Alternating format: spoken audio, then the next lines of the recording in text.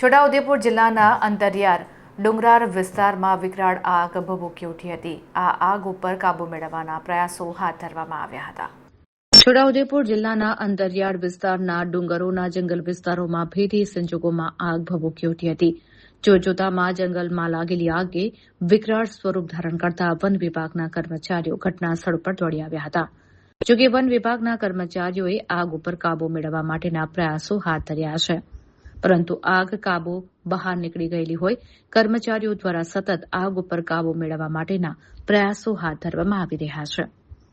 એક ખૂબ મોટું પ્રકૃતિને મોટું નુકસાન છે અને એ નુકસાન આવનારા સમયમાં બહુ ભારે પડશે, જેથી મારી તમામ પ્રજાજનોને અપીલ છે કે આવા દવ ન લગાડીએ અને ન લાગવા દઈએ। જ્યારે લાગે ત્યારે આપણે તાત્કાલિક એને બુઝવા પહોંચી જઈએ। આમ તો આપણે પ્રકૃતિ પૂજકને માનનારા છે, તો આ પ્રકૃતિના ખોળે આ દવ હળગાવીને આ મહાપાપ તમે વહોરી રહ્યા છે એવું અમને બધા વન વિભાગ અને તમામ જનોને લાગે છે।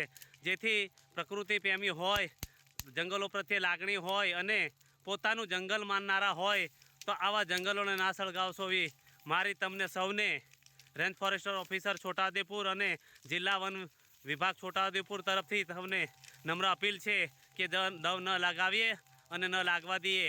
આ મોટું પ્રકૃતિને નુકસાન છે। સૌને જાહેર જનતાને અપીલ કરીએ છીએ।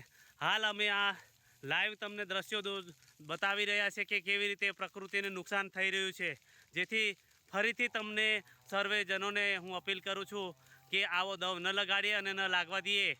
આપણે એક માનવી તરીકે આપણે આ મહાપાપ ન કરીએ એ સૌને અપીલ અને જનતાને વિનંતી છે। જય હિન્દ, જય ભારત।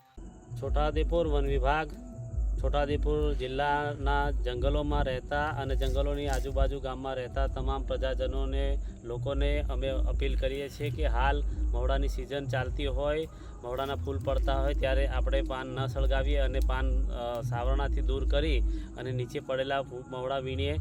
જ્યારે દવ સળગે છે ત્યારે અસંખ્ય જીવ, વન્યજીવ અને વન્યજીવોમાંથી જે બચ્ચાઓ હોય છે અને વનસ્પતિઓ છે, ઔષધિઓ છે એ બળીને રાખ થઈ જતી હોય છે। ત્યારે આ તમામ પ્રજાજનોને મારી જાહેર અપીલ છે કે આ દવ ન લગાવે। દવ લાગવાથી આપણા સંપત્તિનું, કુદરતી સંપદાનું ખૂબ મોટું નુકસાન થઈ રહ્યું છે અને ભવિષ્યમાં આવું આવું થતું રહેશે। ત્યારે આ બહુ મોટી મુશ્કેલીનો સામનો કરવો પડશે। ત્યારે અમે વન વિભાગના પ્રતિનિધિ તરીકે આપ સૌને ફરીથી અપીલ કરીએ છીએ કે આપ જ્યારે પણ દવ લાગે ત્યારે અમને જાણ કરો અને તાત્કાલિક સ્થળ પર પહોંચીને દવ ઉલવવા માટે વન વિભાગની મદદ કરો એવી સૌને મારી જાહેર અપીલ છે, વિનંતી છે। જય હિન્દ, જય ભારત।